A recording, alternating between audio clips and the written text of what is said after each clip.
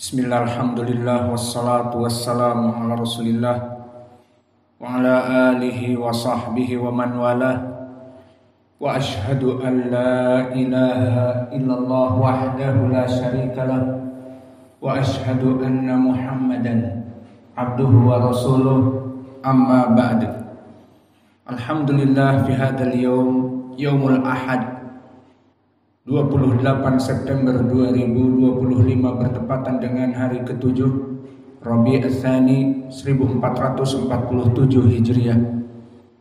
Kita lanjutkan kajian di Fakultas Ilmil Hadis pada kesempatan ba'da zuhur di Masjid Imam Muqbil Al-Wadi'i di Darmasraya, Sumatera Barat. Setelah melaksanakan salat, dari kenikmatan Allah yang Allah berikan kepada kita bisa menuntut ilmu syar'i. Dan sekarang kita masuk kepada hadis Muslim bab keimanan atau kitab tentang iman.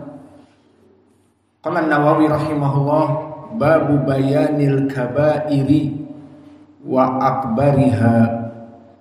Penjelasan tentang dosa-dosa besar dan bagaimana besarnya dosa tersebut, the major sins and the most serious of them.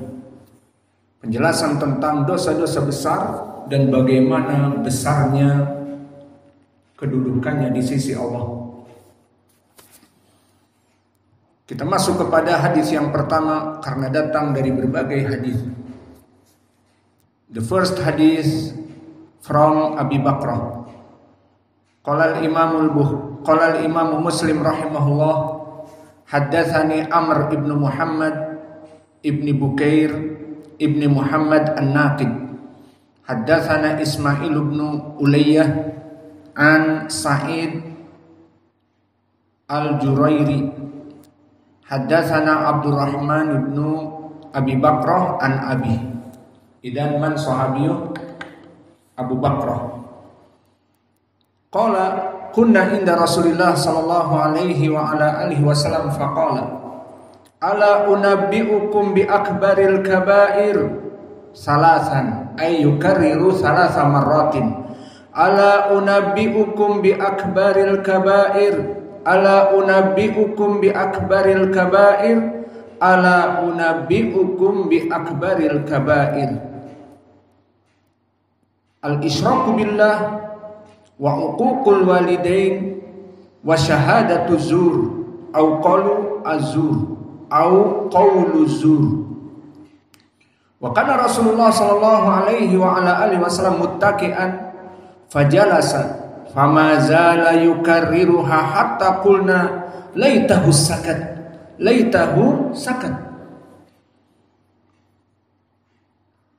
So this hadith, barakallahu fikum, narrated by Abdurrahman ibn Abi Bakrah from his father,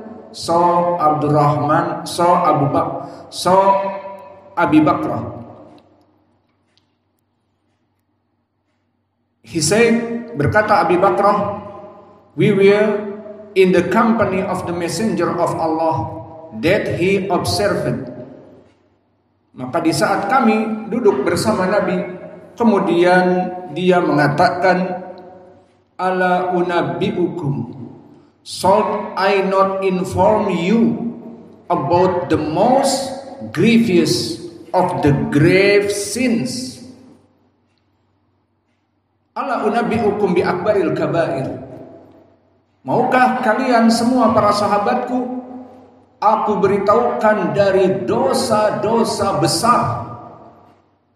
Maka dari dosa yang akan disebutkan ada 3, dan dari 3 ini terbagi menjadi 2. Dosa yang paling besar dan tidak pernah Allah memaafkannya, dan yang kedua dosa besar yang Allah mungkin memaafkannya. Maka yang pertama, al-isyraku billah, ini masuk kepada tipe dosa paling besar. Makna al-isyrak billah adalah menyekutukan Allah.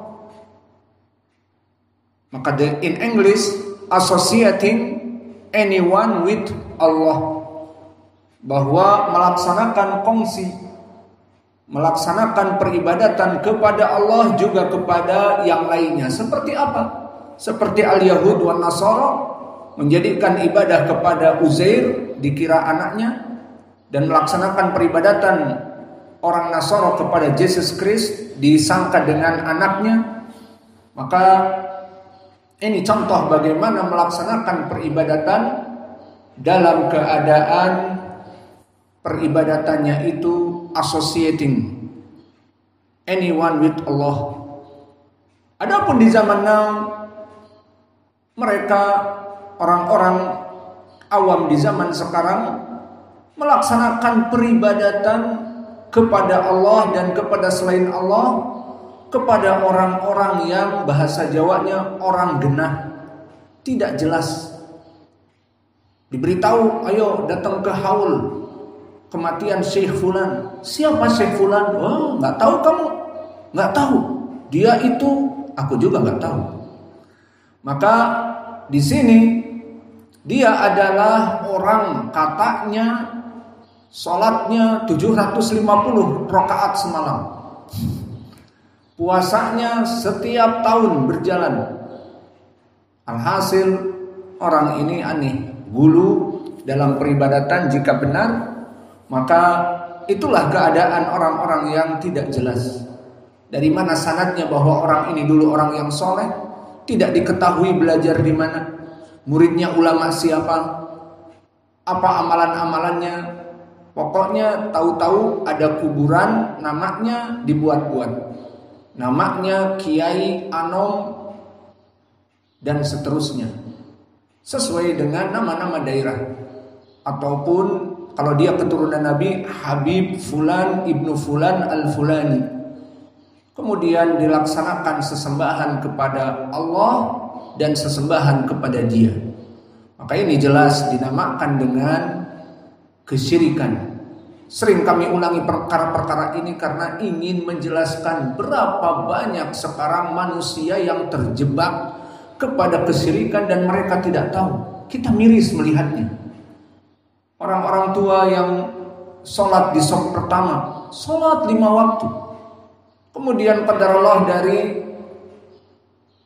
imam masjid ataupun dari pengurus masjid ada yang menyarankan, bagaimana kalau kita melaksanakan haul kepada Syekh Fulan di daerah Sumatera Barat juga. Maka akhirnya sepakat nyewa satu bus pariwisata ke daerah gunung. Kalau ditanya, miskin dulu Syekh ini atau Habib ini hidupnya di gunung, bagaimana dia dulu mencari makan, bagaimana dia dulu membeli makanan untuk anak istrinya, susah naik gunung. Kalau mau belanja turun gunung, bawa makanan, sampai di sana naik gunung, wah susah. Alhasil dari mana kuburan ini asalnya tidak diketahui. Ini tipe orang-orang di zaman now. Orang-orang di zaman dulu jelas beribadah kepada siapa? Uzair, Nabi setelah Nabi Isa.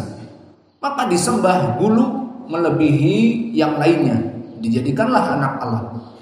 Kemudian Nabi Isa, gulu mereka, Santo Paul dan pengikutnya mengatakan bahwa ini adalah anak Allah. Namun diketahui siapa Isa keutamaannya, siapa Uzair keutamaannya. Dan kelompok Syiah yang dibuat oleh Yahud, maka mereka menjadikan Abdullah ibnu Saba, yang mana Abdullah ibnu Saba Al-Yamani mengatakan bahwa engkau wahai Ali adalah pencipta Allah. Maka gulu juga. Namun siapa Ali? Diketahui. Orang yang merupakan sahabat minal mubasyirin fil jannah dan menantu dari Nabi. Orang-orang yang ma'ruf. Adapun di zaman now, orang-orang yang tidak ma'ruf dijadikan. Contohnya yang lebih besar, wa minal amsilah fi Misr, Ahmad Al-Badawi. Orang ini hidup di sekitar 700-an. Hidup di zamannya imam yang ada pada saat itu seperti Ibnu Hajar dan As-Sakhawi, muridnya Ibnu Hajar. Maka disebutkan oleh Imam As-Sakhawi bahwa Ahmad Al-Badawi di zamannya dia tidak ma'ruf, lam yustahar bil ilm wala bil amal soleh wala bin nasab. Lihat, la yustahar bil ilm, masalan huwa da'i ila Allah fi zamanihi la, atau huwa yudarris la, atau huwa yadrus inda syekh fulan al-fulani la yustahar bil ilm wala bil ibadah. Ba'd an-nas yustahar bil ibadah kama marra ma'ana minal a'immah hum hufat wa ahlul ibadah, wa ma hadha la yustahar bil ilm wala bil ibadah. Wa kadzalika lam yustahar bin nasab, masalan nasabuhu ila nabi atau nasabuhu ila qabail kibar, lam yustahar hada. Idan aish illa kana yadkhul ila al-masjid fi yaumil jumu'ah summa kharaja aw summa bala fi ta'ifil masjid summa kharaja wa lam yusalli al-jum'ah. Hada masyhur min Ahmad Al-Badawi. Kata Imam As-Sakhawi, kecuali dia masyhur kalau hari Jumat datang ke masjid, kencing di pojok masjid, kemudian pulang tanpa sholat Jumat, majnun. Maka oleh sebab itu disebutkan oleh para ulama yang lain seperti Ibnu Daqiqil Id, fa inna aulad fi Misr kana yurjimuna, bahwa anak-anak kecil di Mesir melempari batu kepada dia. Disebutkan sambil dilempar ODGJ, orang gila, dan seterusnya. Maka tampangnya seperti orang gila. Dan inilah Ahmad Al-Badawi, diketahui dia seorang sufi yang wallahu alam bagaimana ibadahnya, yang jelas sudah tidak halal atau sudah tidak haram lagi baginya meninggalkan sholat, dan ibadah-ibadah bagi dia sudah berbeda sesuai dengan syubhat mereka, wa'bud rabbaka hatta ya'tiyakal yaqin. Maka beribadahlah kepada Allah sampai mencapai tingkat yakin, dan dia mencapai tingkat yakin mungkin. Maka seperti orang gila dilempari oleh anak-anak kecil. Inilah keadaan Ahmad Al-Badawi. Sekarang dari 700 Hijriah dulu di Mesir ada. Setiap tahun diadakan haul yang datang dari berbagai negeri.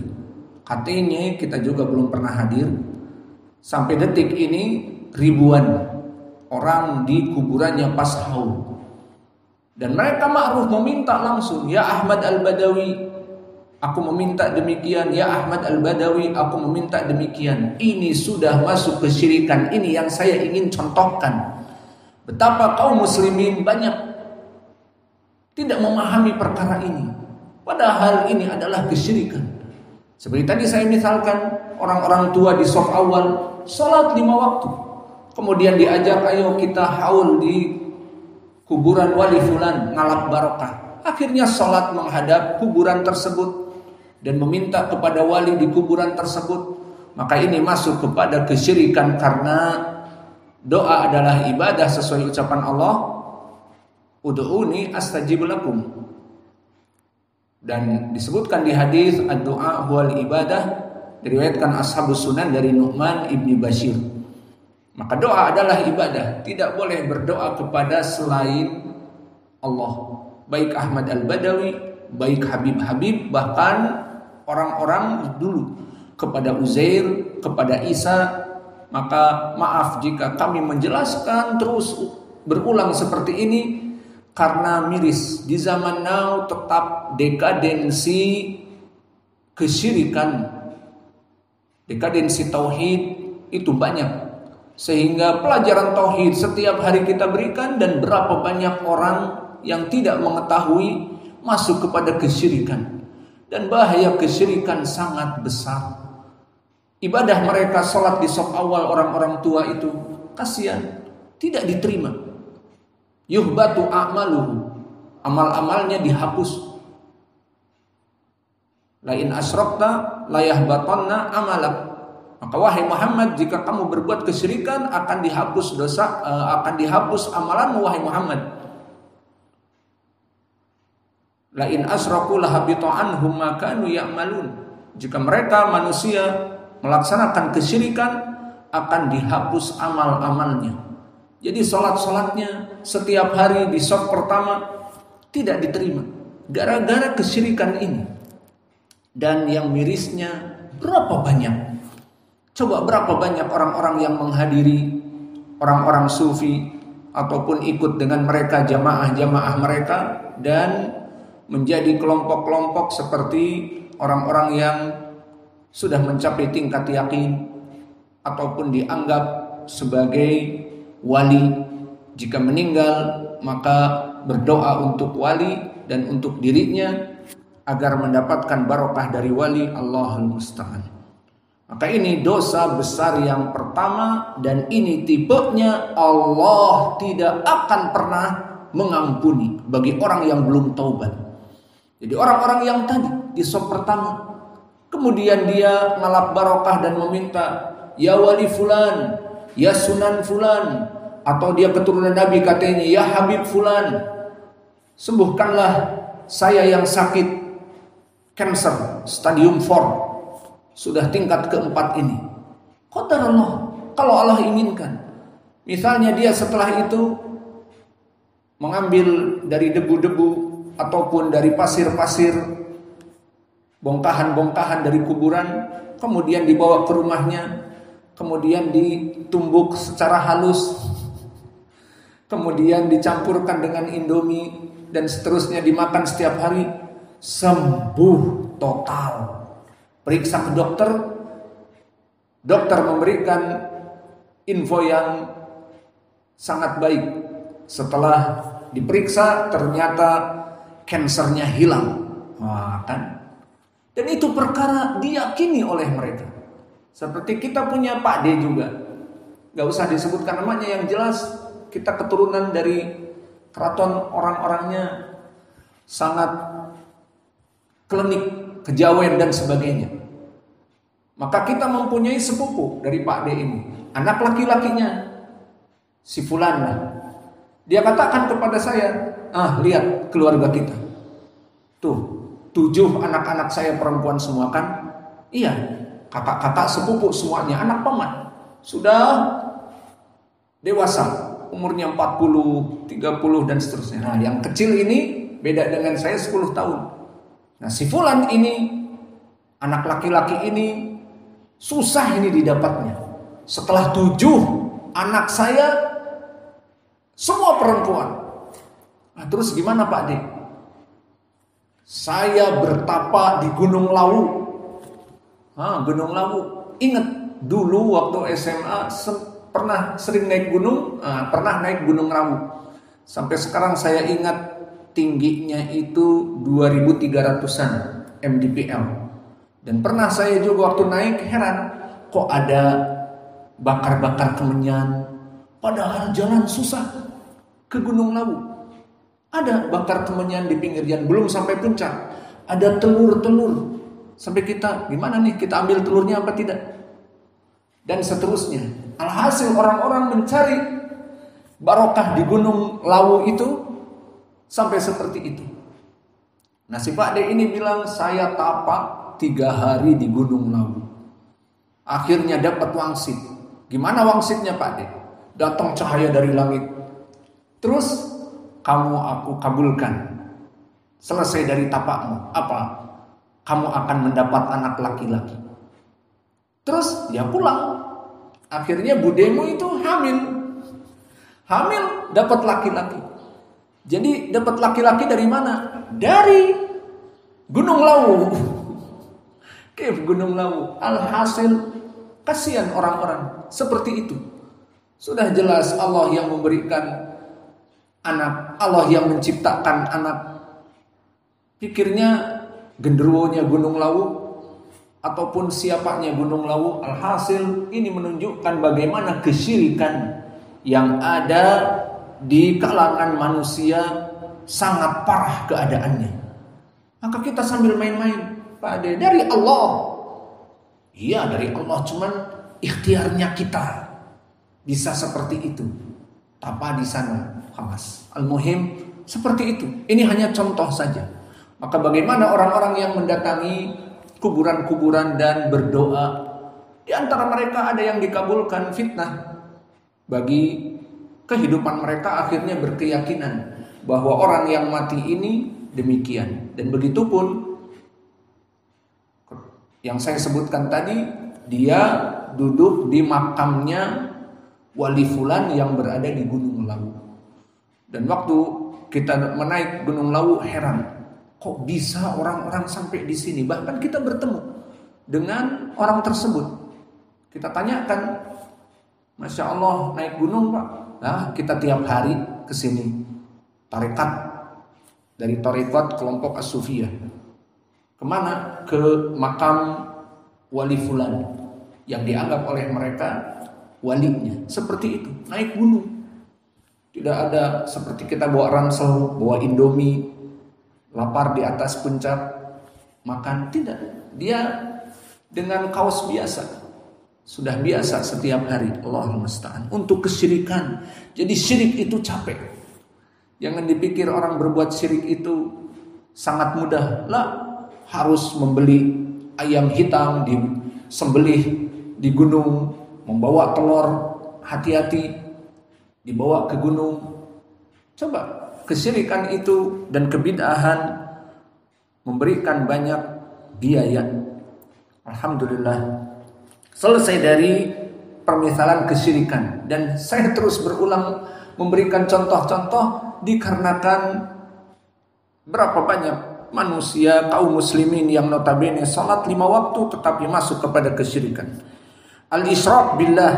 Maka kata Nabi Muhammad, yang pertama adalah kesyirikan, menyembah kepada Allah dan kepada selain Allah. Dan ini tadi tipenya Allah tidak mengampuni jika dia tidak bertobat. Mana dalilnya? Di dalam surat An-Nisa, innallaha la yaghfiru an yushraka bihi wa yaghfiru ma duna dzalika liman yasha. Nah, ini tipe yang pertama. Jika mati dia dalam keadaan melaksanakan kesyirikan, maka kekal di api neraka. Allah tidak pernah ridho dari dosa-dosanya. Kemudian yang kedua, wa uququl walidain, berdosa kepada kedua orang tua. Maka orang tua kita ini di dalam ayat Al-Quran dan hadis-hadis yang telah kita lewati, harus kita berbuat baik kepadanya. Dan dijadikan wabil walidaini ihsanan, setelah diperintah untuk melaksanakan tauhid, wabil walidaini ihsanan menjadi pendalilan bahwa berbuat baik kepada orang tua perbuatan yang paling baik setelah tauhid. Dan kebalikannya di sini, al-isyraq billah wa uququl walidain. Jadi dari amalan dosa yang paling besar setelah berbuat kesyirikan, berbuat dosa kepada kedua orang tua. Kebalikannya tadi, di dalam Al-Quran tauhid, wa'budullah wa la tusyriku bihi syai'a wa bil walidaini ihsanan. Maka laksanakan tauhid, menyembah Allah saja dan berbuat baik kepada kedua orang tua. Ini pun menunjukkan bahwa amalan terbaik adalah setelah tauhid berbuat baik kepada orang tua. Seperti di hadis ini kebalikannya, amalan yang paling buruk berbuat kesyirikan dan berbuat buruk dosa kepada kedua orang tua. Sama derajatnya, amalan terbaik dan amalan terburuk. Namun untuk yang kedua dan seterusnya, berdosa kepada orang tua dan nanti ada amalan-amalan yang lain, ini masih diberikan oleh Allah keringanan. Apa? Wa yaghfiru ma duna dzalika liman yasha. Disebutkan bahwa aku, kata Allah, masih mengampuni dosa-dosa mereka jika aku inginkan. Maksudnya, jika Allah menginginkan diampuni, seperti di hadis Bitaqah, Dan di hadis innallaha yudni al-abd, bahwa Allah mendekatkan seorang hamba di hadis Al-Bukhari, maka diampuni dosa-dosanya dan ditutupi dosa-dosanya yang lalu di dunia.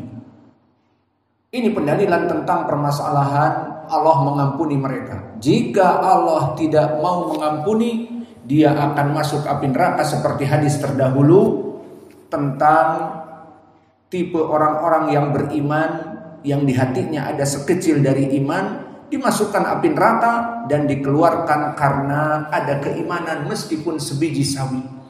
Maka ini mereka orang-orang yang pendosa besar dan belum bertobat atasnya, tahta masyiatillah. Dan ini termasuk kepadanya uququl walidain. Dan yang ketiga, wasyahadatu zur au qaulu zur. Makna syahadatu zur au qaulu zur adalah menjadi saksi palsu. Dan menjadi saksi palsu sangat merugikan kaum muslimin. Apalagi dia disuap dengan uang yang besar, bersaksi bahwa si fulan memang telah mendolimi saya. Misalnya digugat si fulan, bahwa si fulan mendolimi si fulan yang lain. Maka si fulan ini jauh dari perbuatan itu. Misalnya memperkosa. Kemudian dibayarlah saksi-saksi bahwa si fulan memang benar-benar memperkosa, saya yang melihatnya, diberi uang. Maka ini syahadatu zur, di mana dia di pengadilan mempersaksikan persaksian palsu yang tidak pernah dia lihat dan tidak pernah dia untuk berniat mengucapkan itu, kecuali karena disodorkan uang. Kamu tahu tetangga kamu itu? Iya, dia melaksanakan demikian dan demikian. Iya, saya lihat. Tapi dia tidak melaksanakan demikian. Ya sudah nih, uang. Kamu jadi saksi. Jam demikian bahwa dia melaksanakan demikian dan saya melihatnya. Maka inilah yang diinginkan dengan qaulu zur au syahadatu zur, menjadi saksi palsu. Dan ini adalah perbuatan dosa besar yang berhubungan dengan manusia seperti uququl walidain dan kedudukannya di bawah dari kesyirikan. Dan lihat di sini bagaimana Nabi, wa kana Rasulullah sallallahu alaihi wasallam muttaqian fajalasa famazala yukarriruha hatta qulna laitahu sakat. Maka Nabi dulu duduk, kemudian Nabi dulu bertelekan di saat memberikan 3 perkara ini kepada para sahabatnya. Kemudian Nabi terus menerus setelah itu duduk dan mengulang terus menerus. Maka para sahabat terutama Abu Bakar mengatakan, oh seandainya cukup Nabi diam. Maksudnya sangat ngeri perkara ini diulang-ulang. Maka yang diulang-ulang 3 ini, isyraku billah, uququl walidain, dan syahadatu zur, diulang-ulang oleh Nabi. Maka ini menunjukkan 3 perkara ini sangat besar dosanya di sisi Allah. Oleh sebab itu, kita sebagai seorang muslim, pertama menjauhi kesyirikan, kedua berbuat baik kepada orang tua. Apa yang dijadikan ridho orang tua, berikan. Apa yang diinginkan orang tua, bahagiakan. Orang tua menginginkan kalian di sini menuntut ilmu, dan mereka yang membanting tulang, khalas, penuhi. Jadikan kebanggaan bagi mereka. Jadikan suatu hari, alhamdulillah, aku telah demikian dan demikian. Alhamdulillah, mungkin tahun ini saya akan ke Yaman. Alhamdulillah, sudah selesai dari menghafal Al-Quran dan ilmu demikian dan demikian. Maka jadikanlah orang tua kita bangga. Itu termasuk dari birrul walidain yang amalannya sangat besar setelah tauhid. Wa'budullah wa la tusyriku bihi syai'a wa bil walidaini ihsanan. Jadikan orang tua kita bangga, orang tua kita senang, orang tua kita bersyukur kepada kita. Maka di sini 3 perkara yang Nabi dulu mengulang-ulangnya. Bahkan Nabi dulu duduk, kemudian mengulang-ulangnya, dulu bertelekan, maksudnya tiduran, kemudian Nabi duduk dan mengulang-ulangnya sampai para sahabat takut. Ya laitahu sakat, berkata, oh seandainya Nabi cukup tidak mengulang-ulang perkara ini. Ini hadis yang pertama dari Abi Bakrah. Kemudian kita masuk kepada hadis yang sama atau yang kedua dari Anas ibnu Malik. Wa haddatsana Muhammad ibn al-Walid ibni Abdul Hamid, haddatsana Muhammad ibn Ja'far, haddatsana Syu'bah qala haddatsani Ubaidullah ibnu Abi Bakar sami'tu Anas ibni Malik qala dzakara Rasulullah sallallahu alaihi wasallam al-kaba'ira aw su'ila anil kaba'ir faqala asyirku billah wa qatlun nafs wa uququl walidain wa qala ala unabbiukum bi akbaril kaba'ir qala qaulu zur au qala syahadatu zur qala Syu'bah wa akbaru dhanni annahu syahadatu zur. Maka di sini disebutkan 4 perkara di hadis Anas yang maknanya sama, narrated dari Anas ibni Malik. Dzakara Rasulullah sallallahu alaihi wasallam al-kaba'ira aw su'ila anil kaba'ir. Maka Anas ibnu Malik mengatakan, the messenger of Allah talked about the major sins, or he was asked about the major sins. Maka Nabi ditanya tentang dosa-dosa yang terbesar. Upon this he observed. Maka Nabi menjelaskan dari pertanyaan dosa terbesar itu, pertama, associating anyone with Allah, melaksanakan kesyirikan peribadatan kepada Allah. Sudah kami jelaskan panjang lebar.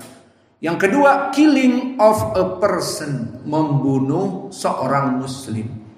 Maka ini pun hukumnya sangat besar di sisi Allah. Maka Allah menciptakan manusia itu, terutama dia muslim, mempunyai hak-hak tertentu, terutama diharamkan darahnya.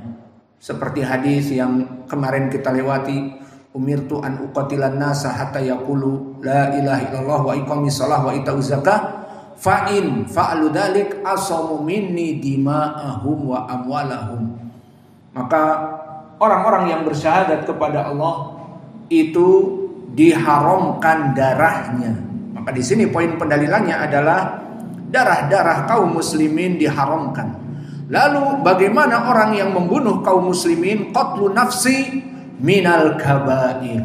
Namun sama, di sini dia dari tipe yang kedua, selain kesyirikan, maka jika dia mati sebagai seorang pembunuh, sebagai seorang pembunuh bayaran yang berdarah dingin misalnya, hitman, maka dia di sini dalam keadaan belum bertaubat dan mati tertembak oleh polisi atau oleh gangster, maka di sini dia tahta masyiatillah jika dia muslim, meskipun telah membunuh, tahta masyiatillah karena bukan kesyirikan. Maka yang kedua, qatlun nafs di sini. Wa uququl walidain, dan yang ketiga adalah berdosa kepada kedua orang tua. Maka dengan waw atifah menunjukkan bahwa qatlun nafs juga perkara yang besar. Kemudian disebutkan yang keempat, qaulu zur, di riwayat syahadatu zur, dan kata Syu'bah yang aku yakini adalah syahadatu zur, bukan qaulu zur saja, persaksian palsu. Maka ini yang rajih wallahu a'lam, bukan qaulu zur tetapi syahadatu zur. Maka ini yang keempat. Maka inilah di hadis Anas. Maka tadi yang pertama adalah kesyirikan, and the second killing of a person, maka membunuh manusia dosa yang besar. Ketiga, disobedience to parents, yang mana dia uququl walidain, tidak taat kepada kedua orang tua. Orang tuanya ingin begini, dia malah ingin begitu. Kemudian yang keempat, salt I not inform you about the gravest of the major sins. Maka apakah kalian ingin aku kabari dari dosa-dosa yang terbesar juga? Maka Nabi mengatakan false testimony. Maknanya adalah syahadatuzur menjadi saksi palsu. Maka inilah yang bisa kita berikan dari dua hadis. Maka hadis yang pertama dari Abdurrahman ibni Abi Bakrah dari bapaknya Abi Bakrah. Maka ini hadis yang pertama. Dan hadis yang kedua dari Anas ibnu Malik dari Ubaidillah ibni Abi Bakar dari Anas ibnu Malik, yang mana lafadznya juga sama seperti lafadz Abi Bakrah.